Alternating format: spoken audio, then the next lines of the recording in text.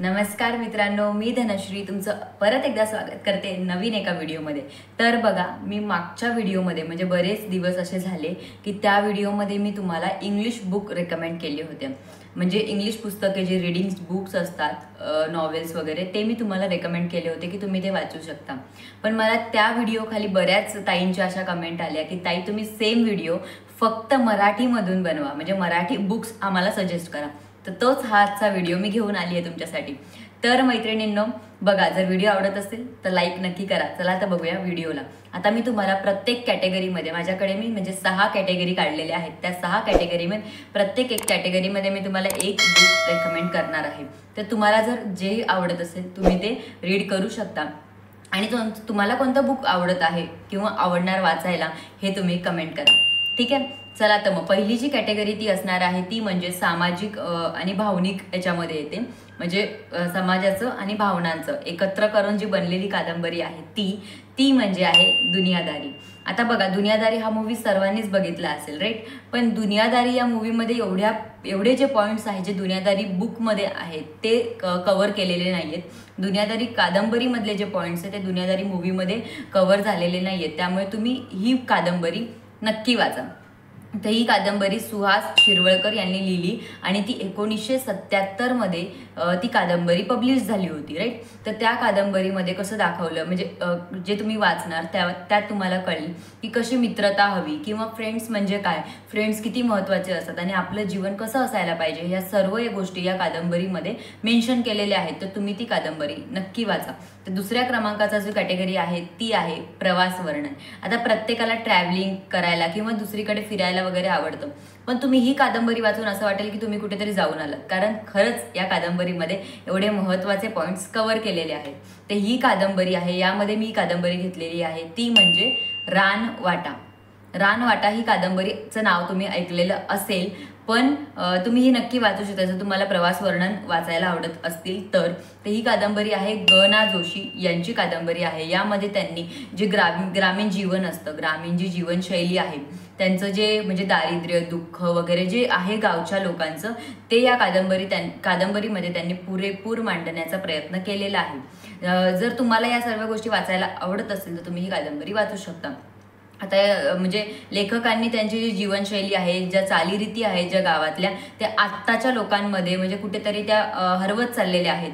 शहरीकरण झालं त्यामुळे गावच्या ज्या गोष्टी आहेत त्या दूर होत चाललेल्या आहेत।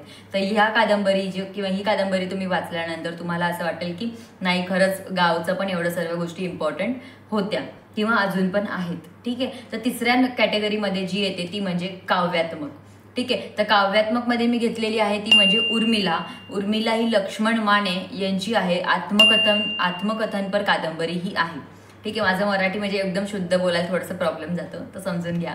तर या कादंबरीमध्ये त्यांनी काय कव्हर करण्याचा प्रयत्न केलाय फ्रेंड्स, तर यामध्ये त्यांनी मांग समाजाचे जे लोक आहेत, त्यांच्यावर त्यांनी त्यांच्या आधारावर ही कादंबरी लिहिलेली आहे किंवा त्यांना स्वतःला जे अनुभव आलेले आहेत ते यामध्ये आहेत। त्याच्यानंतर जो शिक्षणासाठी त्यांनी स्वतः संघर्ष केलाय, परत जे दलित समाजाचे जे जीवन आहे, या सर्व गोष्टी व्यवस्थितरित्या या कादंबरीमध्ये मांडलेल्या आहेत। आणि ही जी महत्त्वाची कादंबरी आहे त्यामध्ये ही जी वाचलीच जर तुम्ही, तर तुम्हाला स्वतःमध्ये काही गोष्टी, स्वतःमध्ये सुद्धा बदल घडेल की आधीचे लोक जे होते किंवा त्यांना शिक्षणासाठी किती संघर्ष करावा लागला फ्रेंड्स, तर आज आपल्याला इझिली अवेलेबल आहे, त्यावेळेस त्यांना ते नव्हतं। तर या सर्व गोष्टी एकत्रितपणे एकाच कादंबरीमध्ये कव्हर केले, त्यामुळे ही कादंबरी खूप छान आहे। तर पुढचा जो कॅटेगरी आहे ती आहे ऐतिहासिक। ते ऐतिहासिकमध्ये मी घेतलेली सर्वांनाच माहिती आहे ती म्हणजे स्वामी ही कादंबरी रणजित देसाई यांची आहे। तर यामध्ये त्यांनी जे थोरले माधवराव पेशवे होते तर त्यांच्या जीवनाच्या आधारावर ही कादंबरी त्यांनी लिहिलेली आहे, ठीक आहे। तर यामध्ये त्यांनी त्यांचं राजकीय जीवन दाखवलंय, परत त्यांच्या जे पत्नी आहेत रमाबाई, त्यांच्यासोबत जे त्यांचं नातं आहे प्रेमाचं किंवा जे नातं आहे ते त्यांनी त्यांचं मेन्शन केलेलं आहे आणि त्यांच्या आयुष्यामध्ये जे त्यांना संघर्ष करावे लागले आहेत तर ते आहेत। तर तुम्ही ही कादंबरी एक मोटिवेशन म्हणून रीड करू शकता, कारण खरंच ही वाचल्यानंतर खूप मोटिवेशन मिळतं आणि काहीतरी करण्याची ऊर्जा ही ऑटोमॅटिक वाढते। तर पुढची कॅटेगरी आहे ती म्हणजे पौराणिक। तर पौराणिकमध्ये मी ययाती घेतलेले आहे. तर ययाती ही खूप म्हणजे सर्वांना माहिती आहे, फेमस आहे. ही वि स खांडेकर यांची कादंबरी आहे आणि या कादंबरीसाठी वि स खांडेकर यांना ज्ञानपीठ हा पुरस्कार प्राप्त झाला आणि तोच 1974 मध्ये त्यांना दिला गेला. ठीक आहे, तर हे लक्षात राहील तुमच्या बरोबर. तर ही कादंबरी एक फक्त ऐतिहासिक म्हणजे जीवन नसून त्याच्या मानवी जीवनाच्या आधारावर त्यांनी ही कादंबरी लिहिलेली आहे. ठीक आहे, तर पुढची आणि लास्ट कॅटेगरी ती म्हणजे आहे आत्मचरित्र. त्या आत्मचरित्रमध्ये पण जी मी बुक तुम्हाला रेकमेंड करणार आहे ते सर्वांनाच माहीत आहे, आमचा बाप आणि आम्ही.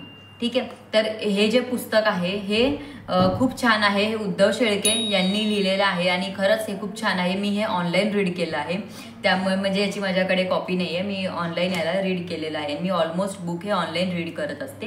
म्हणजे जे कॉपीज आहेत ते माझ्याकडे खूप कमी आहेत, असं कलेक्शन दाखवण्यासारखं एवढ्या नाही आहेत, खूप कमी आहेत. मी ऑनलाईन रीड करते जास्त करून. आता त्याच्यामध्ये काय दाखवलेलं आहे की एक गरीब जे कुटुंब असतं तर त्यांच्या आधारावर ही जी कादंबरी आमचा बाप आणि आम्ही ही आहे आणि खरंच खूप प्रेरणादायी आहे.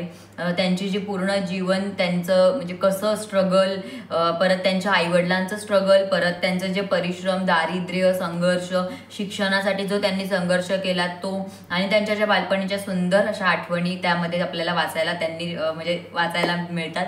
खूप छान कादंबरी आहे, मी स्वतःही वाचलेली आहे. तर बघा, तुम्ही यातली कोणती कादंबरी वाचली आहे ते मला तुम्ही सांगा. कोणतं पुस्तक तुम्ही रीड केलं आहे हे मला सांगा. आणि मी जे सजेस्ट केले त्याच्या व्यतिरिक्त जरी असेल तरी सुद्धा आपल्याला चालेल. आपल्या प्रेक्षकांनाही ते कळेल आणि मलाही कळेल की माझे जे ऑडियन्स आहेत ते कोणते कोणते बुक्स रीड करतात. ठीक आहे, तर त्यामुळे आणि तुम्हाला याचा पुढचा जर व्हिडिओ पाहिजे असेल तर तो पण मला सांगा, तर मी नक्कीच तुमच्यासाठी घेऊन येईल. ठीक आहे, अजून बरेचसे बुक्स मी तुम्हाला रेकमेंड करेल. त्यात मी काही वाचलेले असतील, काही न वाचलेले असतील. आता परत मी वाचायला स्टार्ट करणार आहे आणि काही केलं पण आहे. ठीक आहे, हा व्हिडिओ मित्रांनो कसा वाटला, जर व्हिडिओ आवडला असेल तर व्हिडिओला लाईक करा. चॅनलवर नवीन असाल तर फ्रेंड्स प्लीज चॅनल सबस्क्राईब करून बेल आयकॉन पण प्रेस करा, म्हणजे तुमचा एकही व्हिडिओ मिस होणार नाही. ठीक आहे, असेच मी व्हिडिओ तुमच्यासाठी नवनवीन घेणार आहे. तर थँक्स फॉर वॉचिंग, बाय.